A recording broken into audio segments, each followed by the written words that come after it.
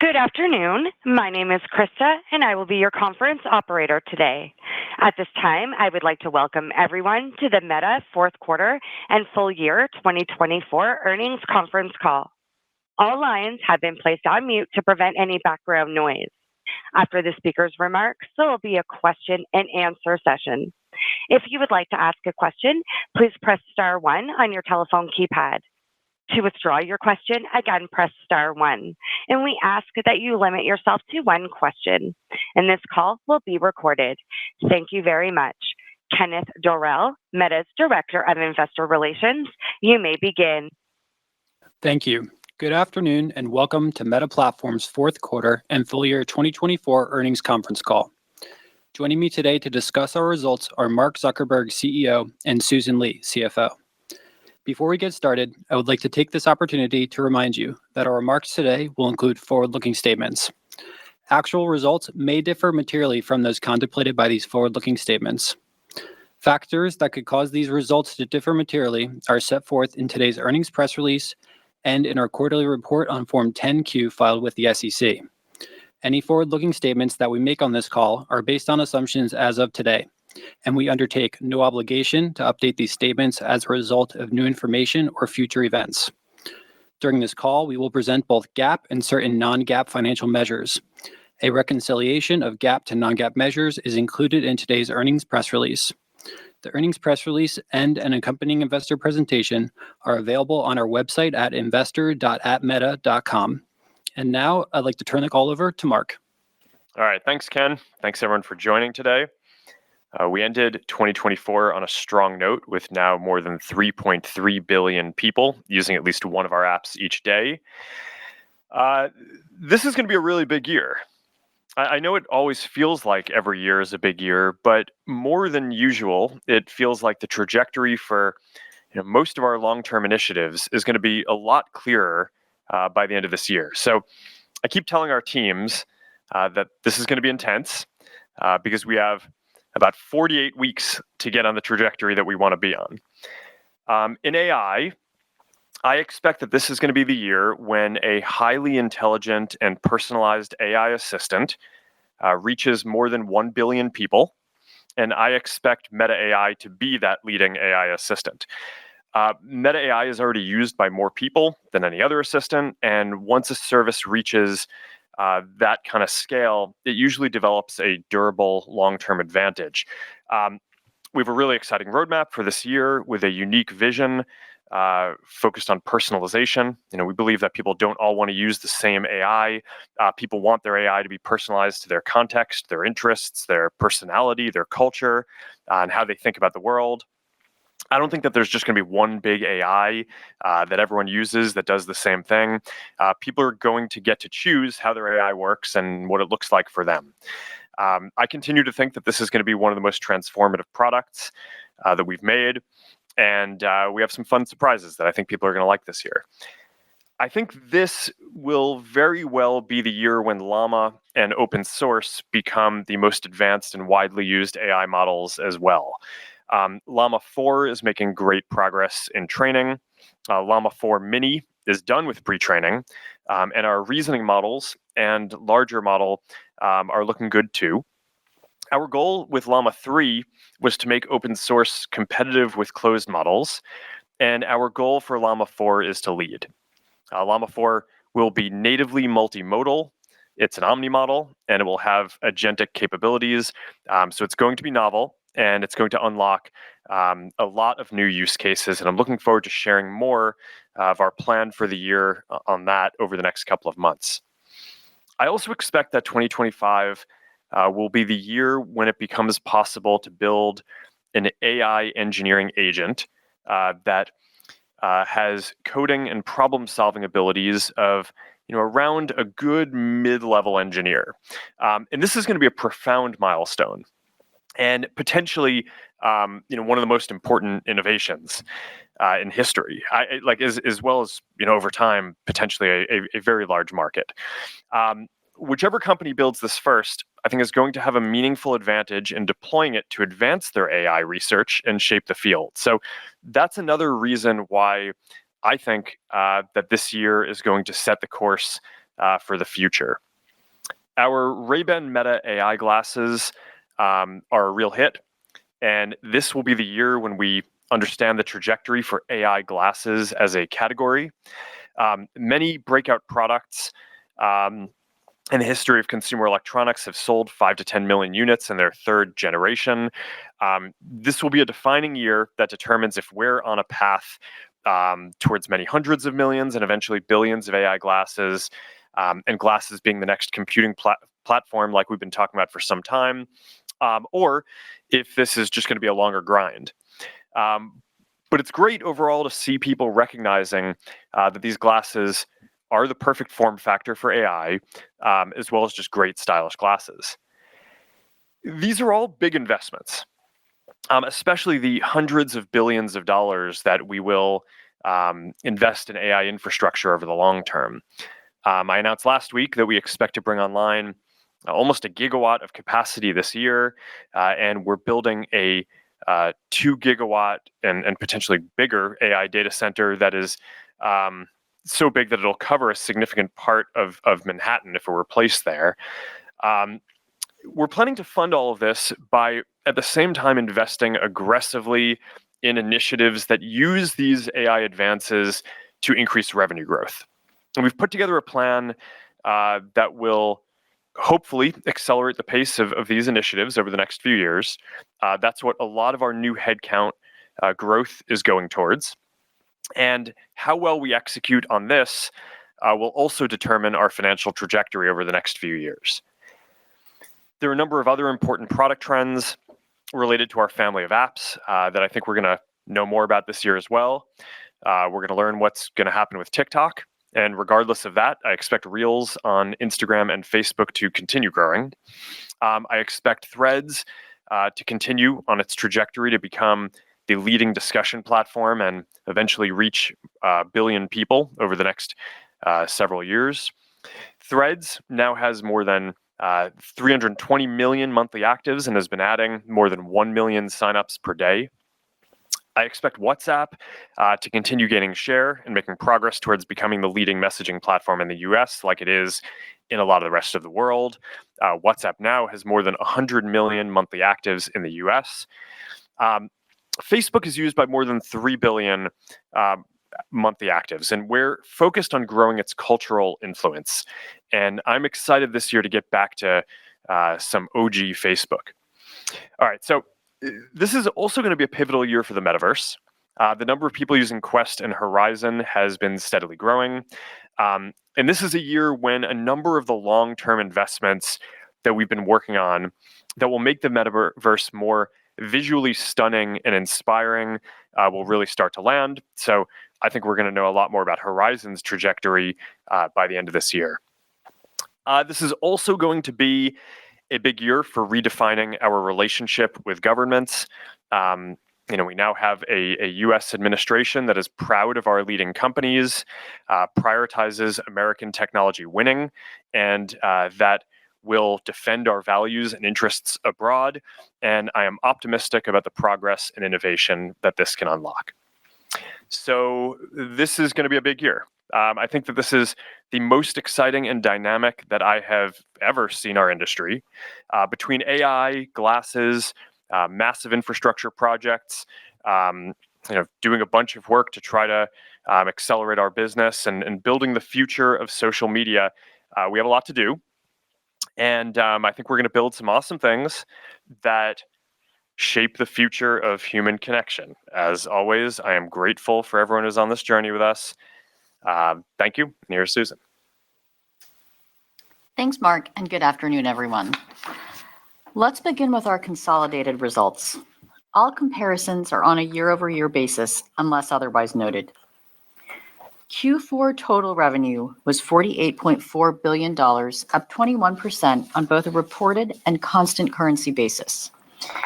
Q4 total expenses were $25 billion, up 5% compared to last year. Before I cover the specific cost lines, I would note that our fourth quarter expense growth rate reflects a 13 percentage point favorable impact from legal accrual reductions in Q4 and lower year-over-year restructuring costs. In terms of the specific line items, cost of revenue increased 15%, driven mostly by higher infrastructure costs. R&D increased 16%, primarily driven by higher employee compensation and infrastructure costs, which were partially offset by lower restructuring costs. Marketing and sales were approximately flat year over year. G&A decreased 67%, driven mostly by lower legal-related expenses due to a $1.55 billion reduction in legal accruals related to certain legal proceedings. We ended the year with over 74,000 employees, up 10% year over year, with growth primarily driven by hiring in priority areas of monetization, infrastructure, generative AI, Reality Labs, as well as regulation and compliance. Fourth quarter operating income was $23.4 billion, representing a 48% operating margin. Our tax rate for the quarter was 12%. Net income was $20.8 billion, or $8.02 per share. Capital expenditures, including principal payments on finance leases, were $14.8 billion, driven by investments in servers, data centers, and network infrastructure. Free cash flow was $13.2 billion. We paid $1.3 billion in dividends to shareholders, ending the year with $77.8 billion in cash and marketable securities and $28.8 billion in debt. Moving now to our segment results. I'll begin with our Family of Apps segment. Our community across the Family of Apps continues to grow, and we estimate more than 3.3 billion people used at least one of our Family of Apps on a daily basis in December. Q4 total Family of Apps revenue was $47.3 billion, up 21% year over year, and Q4 Family of Apps ad revenue was $46.8 billion, up 21% on both a reported and constant currency basis. Within ad revenue, the online commerce vertical was the largest contributor to year-over-year growth. On a user geography basis, ad revenue growth was strongest in Rest of World at 27%, followed by Asia Pacific and Europe at 23% and 22% respectively. North America grew 18%. In Q4, the total number of ad impressions served across our services increased 6%, and the average price per ad increased 14%. Impression growth was mainly driven by Asia Pacific. Pricing growth benefited from increased advertiser demand, in part driven by improved ad performance. This was partially offset by impression growth, particularly from lower monetizing regions and surfaces.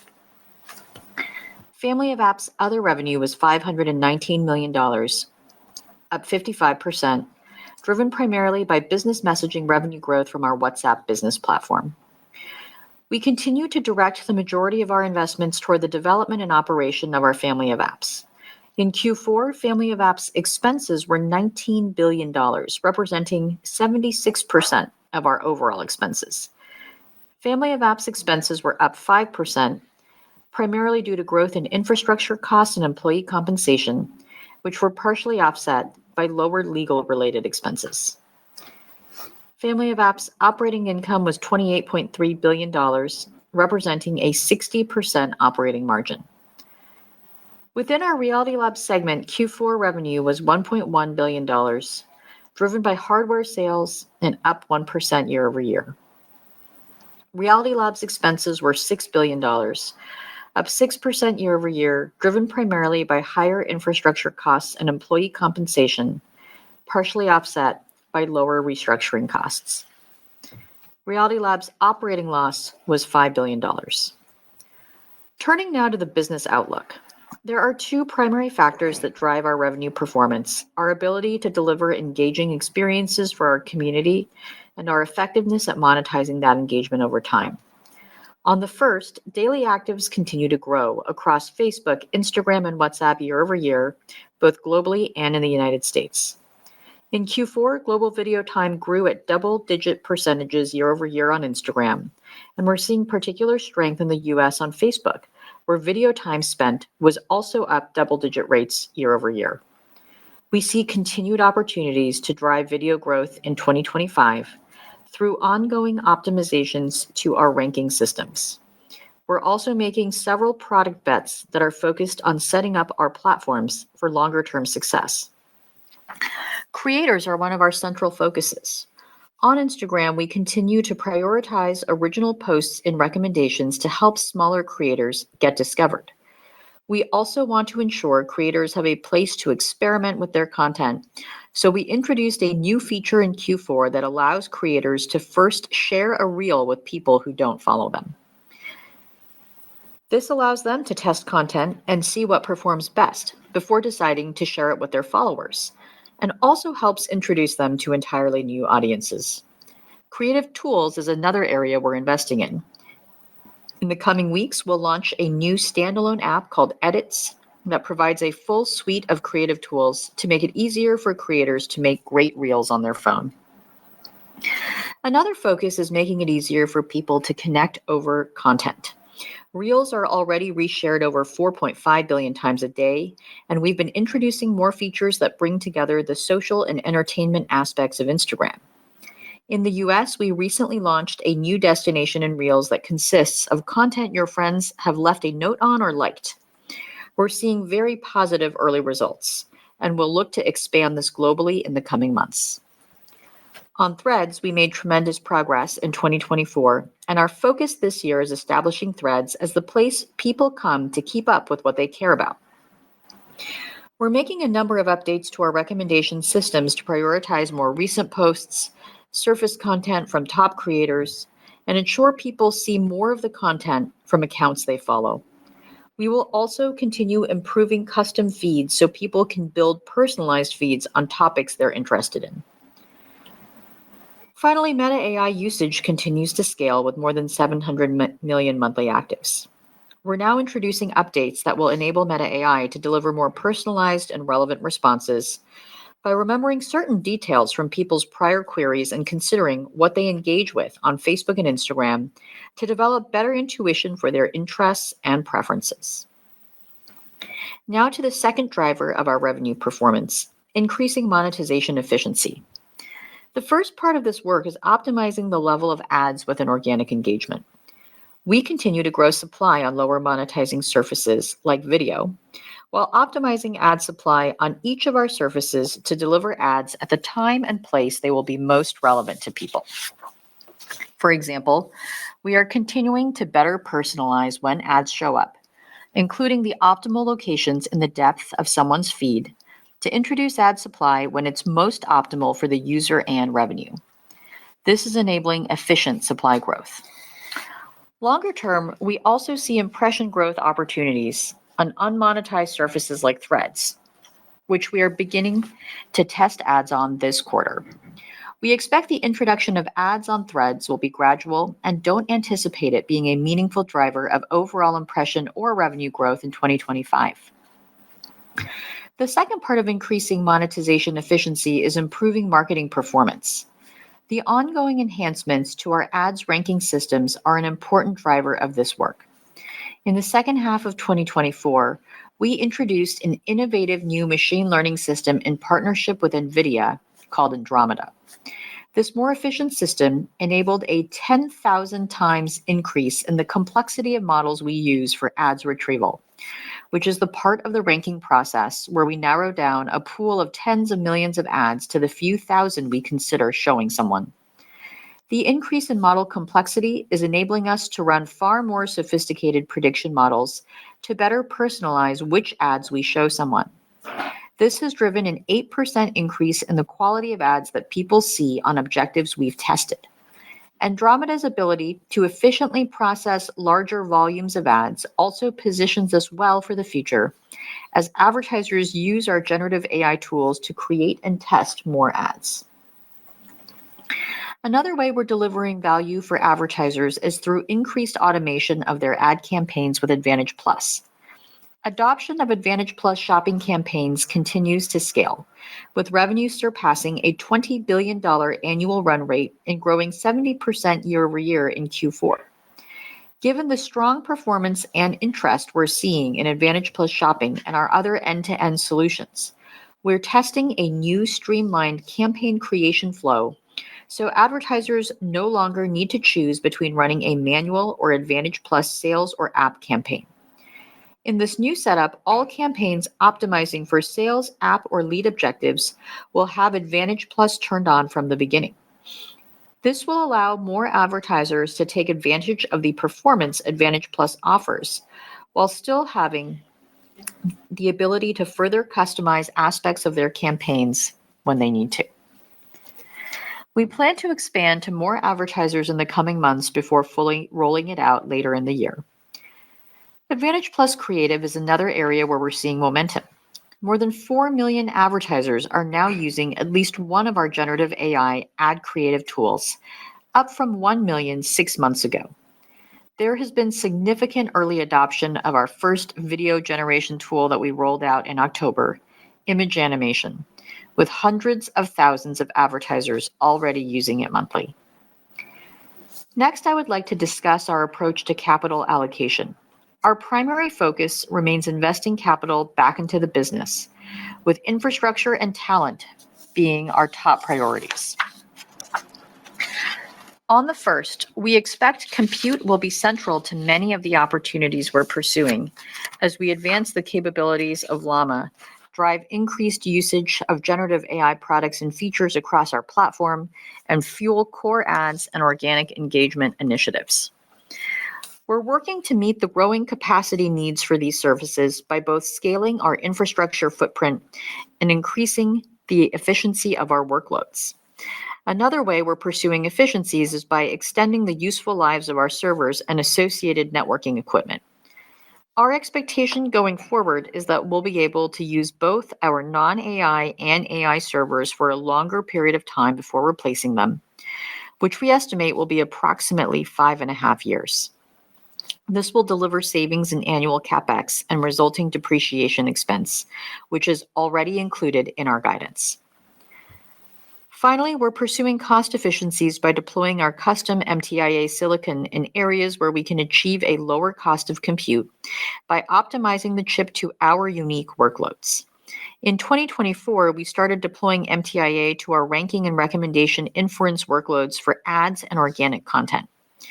We expect to further ramp adoption of MTIA for these use cases throughout 2025, before extending our custom silicon efforts to training workloads for ranking and recommendations next year. From a hiring standpoint, our focus continues to be on adding technical talent to support our strategic priorities. In the fourth quarter, nearly 90% of our year-over-year headcount growth was within the R&D function. The remaining growth was primarily in cost of revenue as we added infrastructure headcount to support our data center operations. In 2025, we expect headcount growth will continue to be primarily driven by technical roles across our priority initiatives within infrastructure, monetization, Reality Labs, generative AI, as well as regulation and compliance. We anticipate headcount growth in our business functions will remain relatively limited. To achieve our ambitions in these areas, we will need to continue executing at a rapid pace. We're supporting this by building tools to help our engineering base be more productive. As part of our efficiency focus over the past 2 years, we've made significant improvements in our internal processes and developer tools, and introduced new tools like our AI-powered coding assistant, which is helping our engineers write code more quickly. Looking forward, we expect that the continuous advancements in Llama's coding capabilities will provide even greater leverage to our engineers, and we are focused on expanding its capabilities to not only assist our engineers in writing and reviewing our code, but to also begin generating code changes to automate tool updates and improve the quality of our code base. Finally, we expect our strong financial position will enable us to support these investments while continuing to return capital to shareholders through share repurchases and dividends. Moving to our financial outlook, we expect first quarter total revenue to be in the range of $39.5 to $41.8 billion. This reflects 8 to 15% year-over-year growth, or 11 to 18% growth on a constant currency basis, as our guidance assumes foreign currency is an approximately 3% headwind to year-over-year total revenue growth based on current exchange rates. This also reflects the effect of lapping leap day in the first quarter of 2024. While we are not providing a full year 2025 revenue outlook, we expect the investments we're making in our core business this year will give us an opportunity to continue delivering strong revenue growth throughout 2025. Turning now to the expense outlook. We expect full year 2025 total expenses to be in the range of $114 to $119 billion. We expect the single largest driver of expense growth in 2025 to be infrastructure costs, driven by higher operating expenses and depreciation. We expect employee compensation to be the second largest factor as we add technical talent in the priority areas that I referenced earlier. Turning now to the CapEx outlook. We expect our full year 2025 capital expenses will be in the range of $60 to $65 billion. We expect CapEx growth in 2025 will be driven by increased investment to support both our generative AI efforts and our core business. The majority of our CapEx in 2025 will continue to be directed towards our core business. On to tax. Absent any changes to our tax landscape, we expect our full year 2025 tax rate to be in the range of 12 to 15%. In addition, we continue to monitor an active regulatory landscape, including legal and regulatory headwinds in the EU and the US that could significantly impact our business and our financial results. In closing, this was a good year for our company, with investments across our priority areas delivering strong business performance and innovative new products for our community. We have a compelling set of opportunities to invest in this year, which we expect will help us drive continued strong growth and develop transformative technologies that shape the future of our company and of the industry.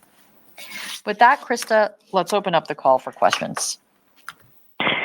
Thank you. We will now open the lines for a question and answer session. To ask a question, please press star one on your touchtone phone. To withdraw your question, again, press star one. Please limit yourself to one question. Please pick up your handset before asking your question to ensure clarity. If you are streaming today's call, please mute your computer speakers. And our first question comes from the line of Brian Nowak with Morgan Stanley. Please go ahead. Thanks for taking my questions. Mark, you sound we appreciate all the excitement about this year and all the innovation to come. I know there's a lot of announcements throughout the course of the year, but wonder if you could just share a few sort of high-level examples of your vision on new potential use cases and offerings that could drive utility for your users and value for your advertisers as you sort of think about Llama 4 and Meta AI changing throughout 2025.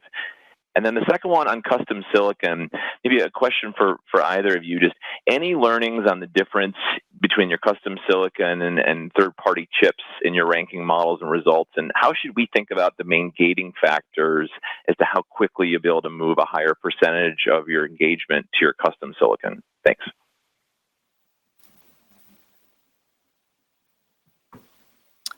On the first one, I tried to lay this out in my opening comments a bit. I mean, we're very focused on Meta AI as a highly intelligent and personalized assistant that you can access across our apps.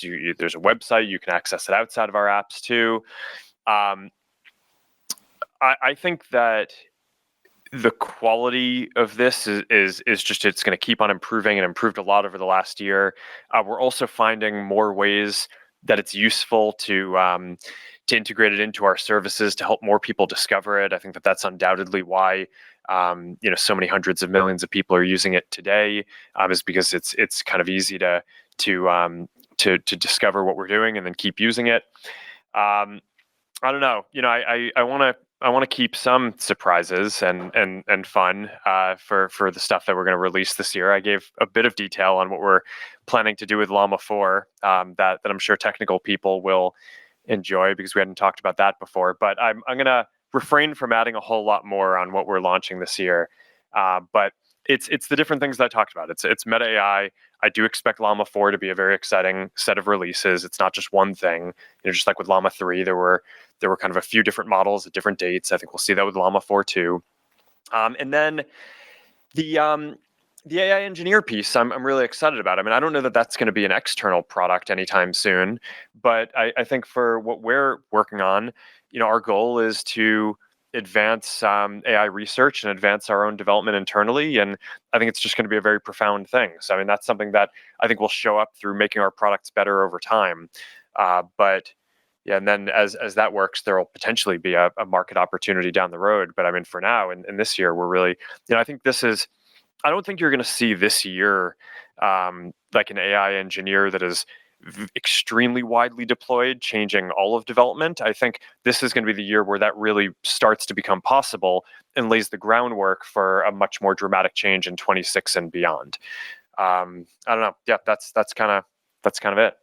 Brian, I'm happy to take your second question about custom silicon. So first of all, we expect that we are continuing to purchase third-party silicon from leading providers in the industry.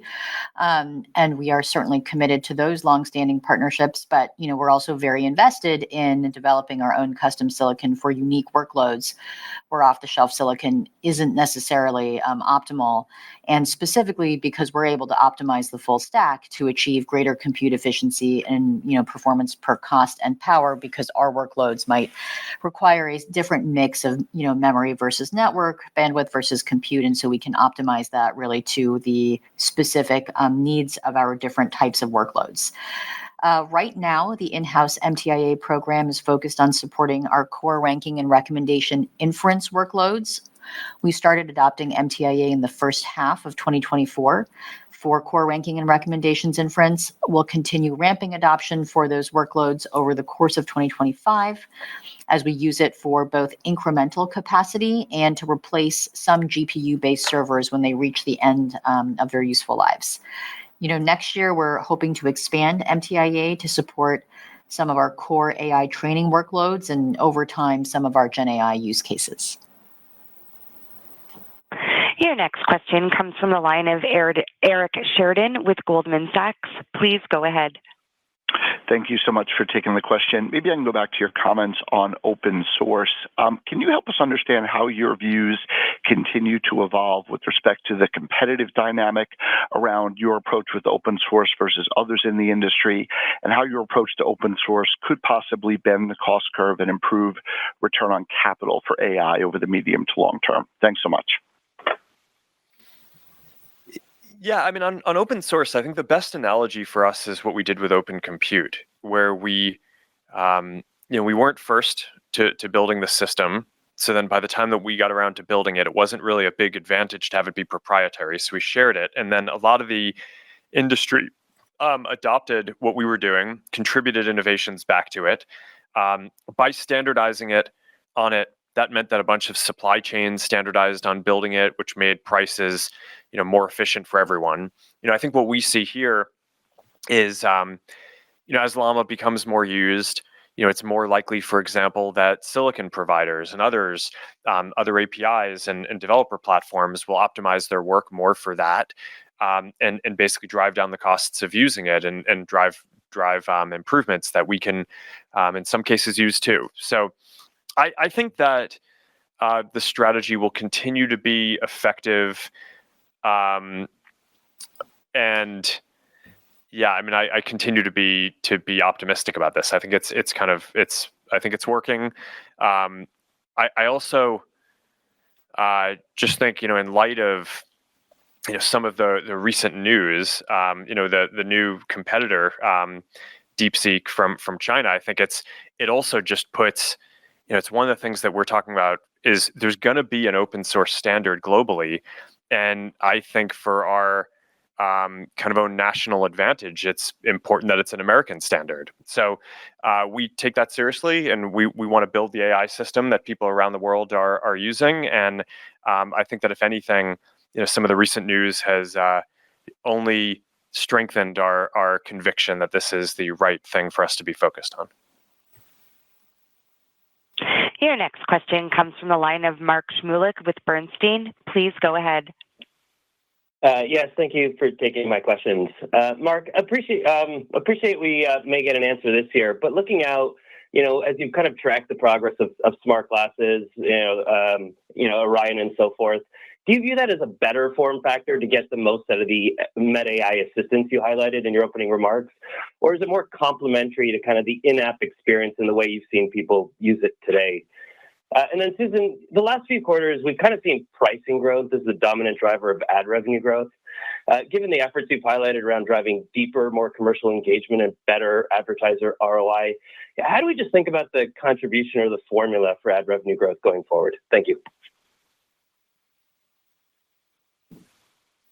Yeah, I mean, I can talk about glasses. I mean, I've said for a while that I think that glasses are the ideal form factor for an AI device because you can let an AI assistant on your glasses see what you see and hear what you hear, which gives it the context to be able to understand, everything that's going on in your life that you would want to talk to it about and get context on. So, but look, I mean, I think that glasses are going to be a very important computing platform in the future. When phones became the primary computing platform, it's not like computers went away. I think we'll have phones for some time, but there are a lot of people in the world who have glasses. It's kind of hard for me to imagine that a decade or more from now, all the glasses aren't going to basically be AI glasses, as well as a lot of people who don't wear glasses today finding that to be a useful thing. So I'm incredibly optimistic about this. And like I shared last year, I think one of the big surprises last year was I'd previously thought that glasses weren't going to become a major form factor until we got the full kind of holographic displays that we started showing in the prototype for Orion. But now I think it's pretty clear that AI is actually going to drive at least as much of the value as the holographic AR is. So that's a cause to be excited. But look, the Ray-Ban Metas were a hit. We still don't know what the long-term trajectory for this is going to be. And I think we're going to learn a lot this year. So I think that this is a really important year for that. And I can take the second question on pricing growth. So first of all, what I would say is over the long term, we think we have continued opportunity to drive revenue growth across both pricing and impression growth. So both sort of supply and demand dimensions. When we look at pricing, our reported growth can be influenced by different factors such as supply, because of the auction dynamics, by the mix shift of the different types of surfaces where ads show up. For example, services like video are lower monetization efficiency, relatively speaking, and then of course, broader macro factors. But we generally expect that we are going to be able to deliver ongoing ad performance improvements through a lot of the ongoing work that we're doing across our monetization roadmap, and that will have the sort of effect of benefiting pricing overall. And part of what I think is kind of important to think about here when we think about price growth is the average price per ad as we report it is really blending, it's an output metric. It's blending a lot of things that are happening, including what are advertisers bidding for, what are their bids for those things, what is the average cost of their actions. So given that there are so many different objectives that advertisers can optimize for that have different values, it's a very complex metric that tries to distill that into one thing. Overall, we are seeing healthy cost per action trends for advertisers for whatever is the action that they are optimizing for. And we believe we'll continue to get better at driving conversions for advertisers. And when we do, that will have the effect of continuing to lift CPMs over time because we're delivering more conversions per impression served, resulting in higher value impressions. Your next question comes from the line of Justin Post with Bank of America. Please go ahead. Great, thanks. Maybe one for Mark and one for Susan.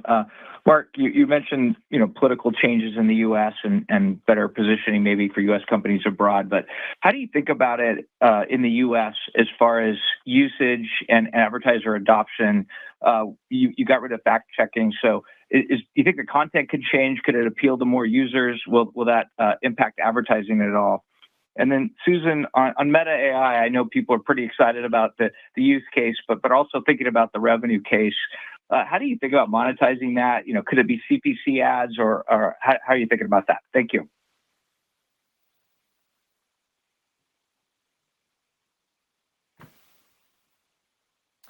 The question was about fact checking and our content policies. I mean, look, I think we're trying to build the service that we think is the best for people. I've believed in free expression for quite a while. People don't want to see misinformation, but you need to build an effective system that gives people more context. And I think what we found over time is that the community notes system, I think, is just going to be more effective than the system that we had before. And I'm not afraid to admit when someone does something that's better than us. I think it's sort of our job to go and just do the best work and implement the best system. So I think that there's been a lot of people who have read this announcement as if we somehow don't care about adding context to things that are on our platform that are misinformation. That's not right. I actually think that the community notes system, like what X has had for a while, is actually just more effective than what we were doing before. And I think our product is going to get better because of it.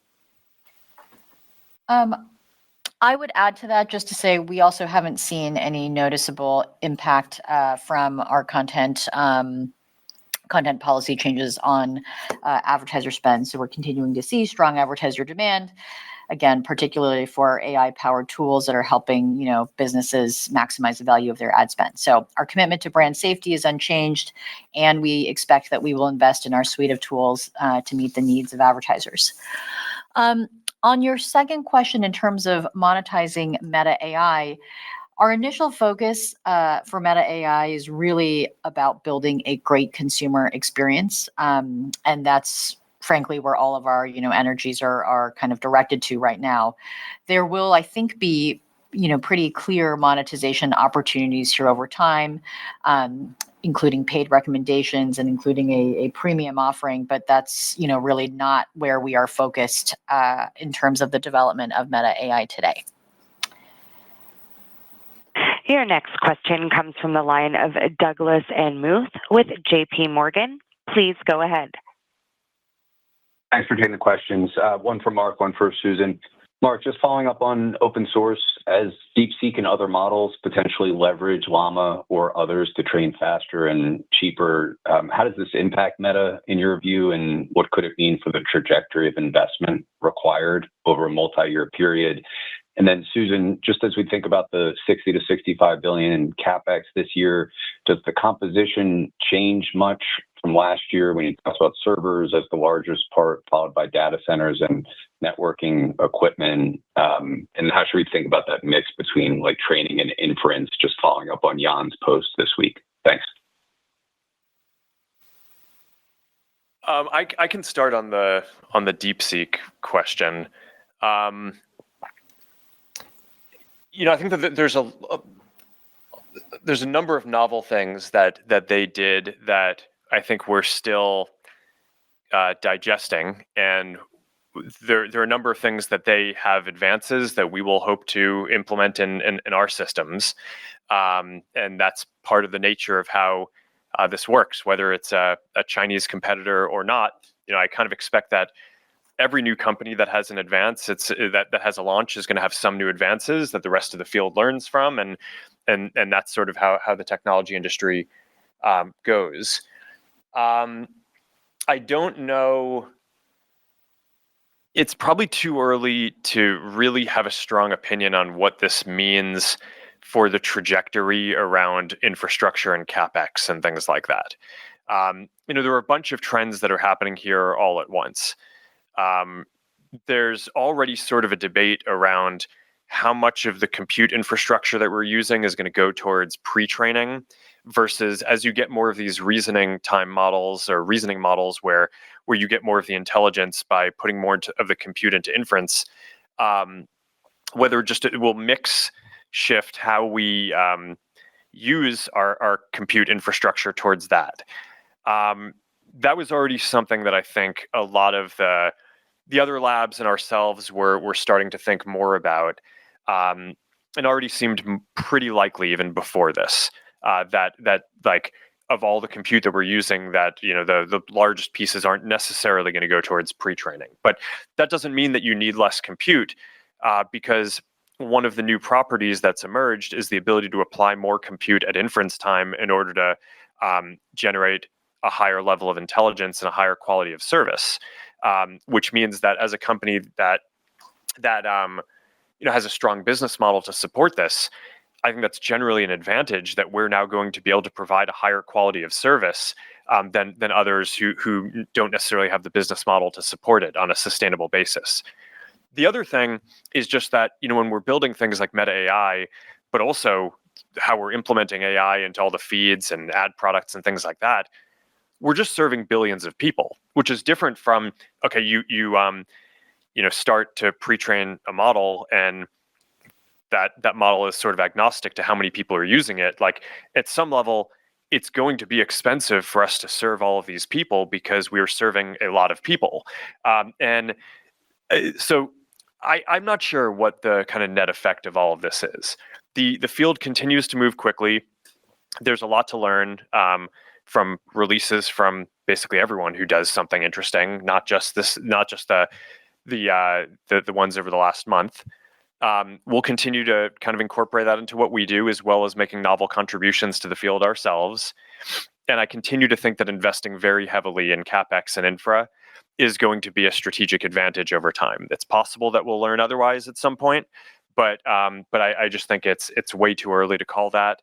And at this point, I would bet that the ability to build out that kind of infrastructure is going to be a major advantage for both the quality of the service and being able to serve the scale that we want to. I'm happy to add a little more color about our 2025 CapEx plans to your second question. So we certainly expect that 2025 CapEx is going to grow across all three of those components you described. Servers will be the biggest growth driver. That remains the largest portion of our overall CapEx budget. We expect both growth in AI capacity as we support our Gen AI efforts and continue to invest meaningfully in core AI. But we are also expecting growth in non-AI capacity as we invest in the core business, including to support a higher base of engagement and to refresh our existing servers. On the data center side, we're anticipating higher data center spend in 2025 to be driven by buildouts of our large training clusters and our higher power density data centers that are entering the core construction phase. We're expecting to use that capacity primarily for core AI and non-AI use cases. On the networking side, we expect networking spend to grow in 25 as we build higher capacity networks to accommodate the growth in non-AI and core AI related traffic, along with our large Gen AI training clusters. We're also investing in fiber to handle future cross-region training traffic. And then in terms of the breakdown for core versus Gen AI use cases, we're expecting total infrastructure spend within each of Gen AI, non-AI, and core AI to increase in 25, with the majority of our CapEx directed to our core business, with some caveat that's not easy to measure perfectly, as the data centers we're building can support AI or non-AI workloads, and the GPU-based servers we procure for Gen AI can be repurposed for core AI use cases, and so on and so forth. But overall, I would reiterate what Mark said. We are committed to building leading foundation models and applications. We expect that we're going to make big investments to support our training and inference objectives, and we don't know exactly where we are in the cycle of that yet. Your next question comes from the line of Ron Josey with Citigroup. Please go ahead.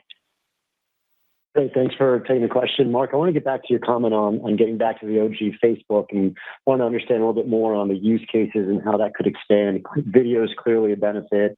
Local marketplace groups have all been positive. So any insights on the OG Facebook? And then back to Meta AI, given the adoption we're seeing on the 600 plus MAUs, just how has the user experience evolved here? What are people doing with Meta AI? Thank you.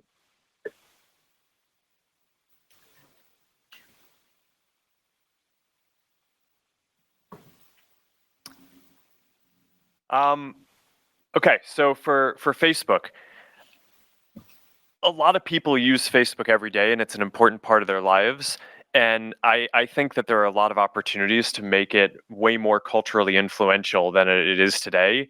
And I think that that's sort of a fun and interesting goal that will take our product development in some interesting directions that we maybe haven't focused on as much over the last several years. So I don't know that I have anything much more specific on this, other than that this is going to be one of my focus areas for this year. I think it's it's an investment area and something I'm going to spend some time on. It might mean that in the near term we make some trade-offs to kind of focus on some product areas of what we're doing, ahead of just kind of maximizing business results in the near term on it. But overall, I'm really excited about doing some exciting stuff here, and not going to get into many specifics now, but we'll follow up on this over the next I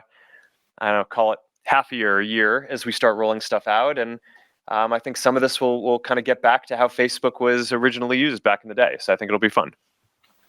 I'm happy to share a little bit more about Meta AI and what people are doing with it. We are in a phase where we are really learning a lot from the way that people engage with Meta AI. So, from an app perspective, WhatsApp continues to see the strongest Meta AI usage across our family of apps. People there are using it most frequently for information seeking and educational queries, along with emotional support use cases. Most of the WhatsApp engagement is in one-on-one threads, though we see some usage in group messaging. And on Facebook, which is the second largest driver of Meta AI engagement, we're seeing strong engagement from our feed deep dives integration that lets people ask Meta AI questions about the content that is recommended to them. So across, I would say, all query types, we continue to see signs that Meta AI is helping people leverage our apps for new use cases. We talked about information gathering, social interaction, and communication. Lots of people use it for humor and casual conversation. They use it for writing and editing, research, recommendations. And as we look forward to 2025 in our Meta AI roadmap, we are really focused on doing more to make it feel more personalized.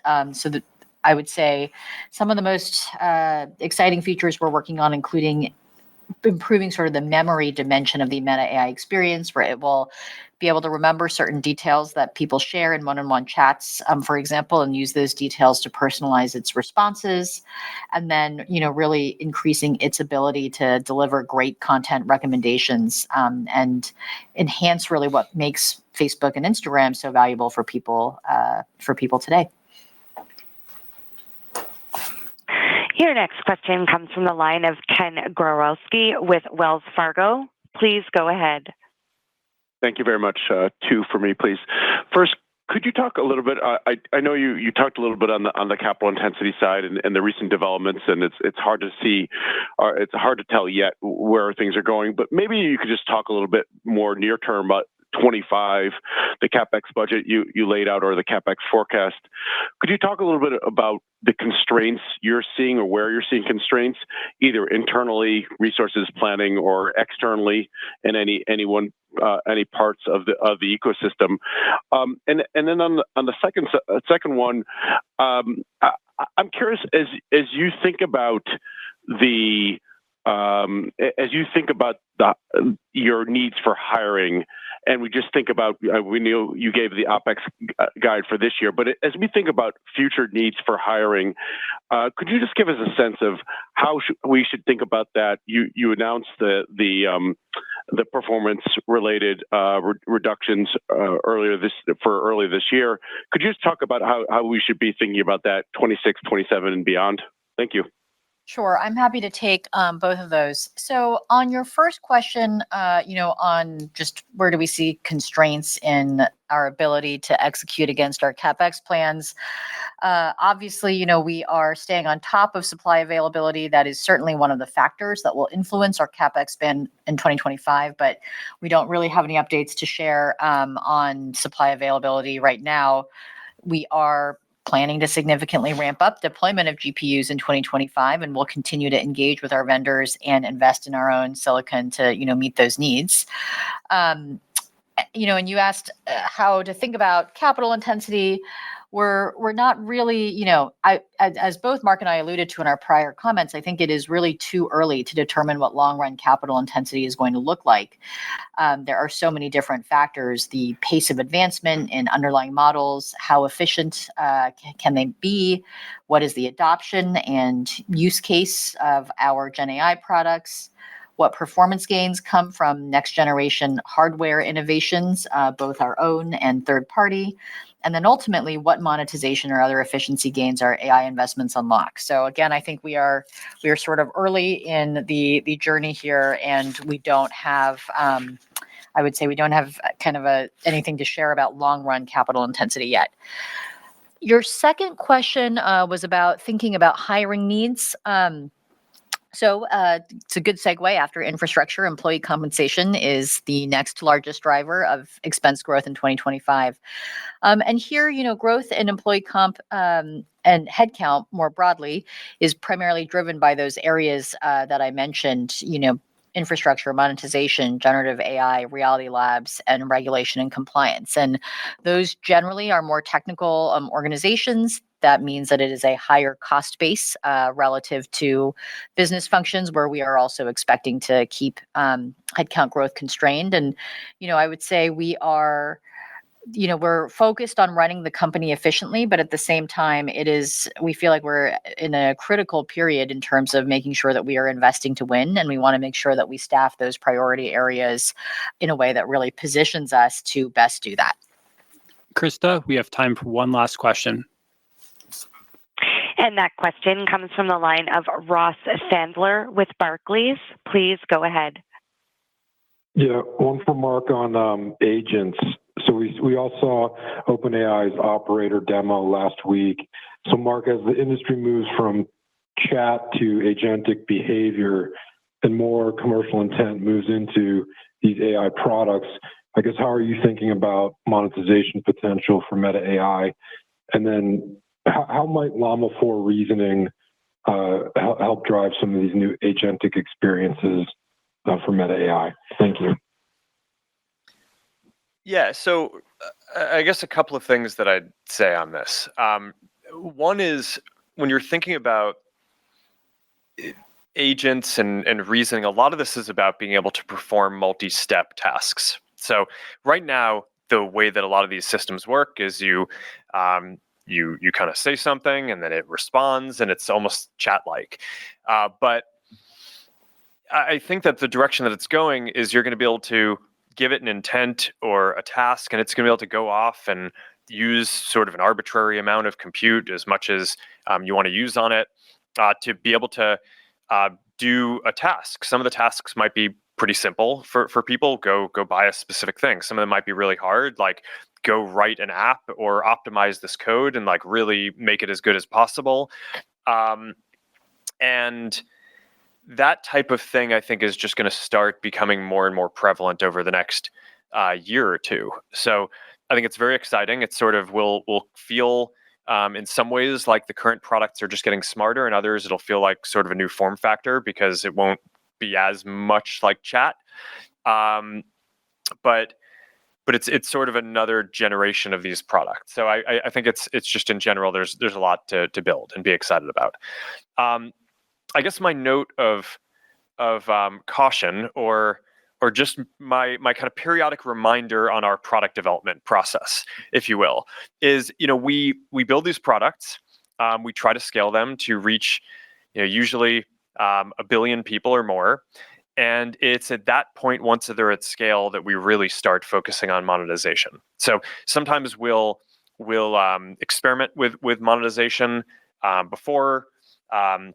And we're running some experiments with threads now, for example, but we typically don't really ramp these things up or see them as meaningfully contributing to the business until we reach quite a big scale. So the thing that I think is going to be meaningful this year is the kind of getting of the AI products to scale. Last year was sort of the introduction and starting to get it to be used.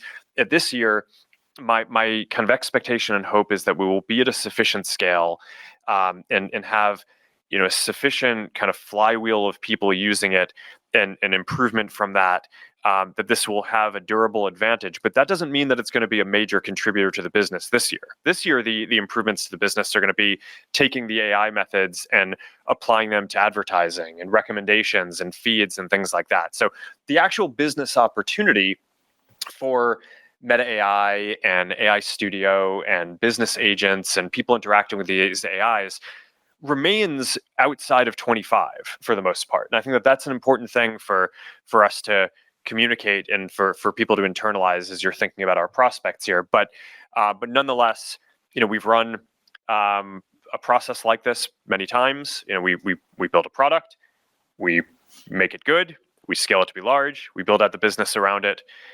That's what we do. I'm very optimistic, but it's going to take some time. Great. Thank you, everyone, for joining us today. We appreciate your time, and we look forward to speaking with you again soon. This concludes today's conference call. Thank you for your participation, and you may now disconnect.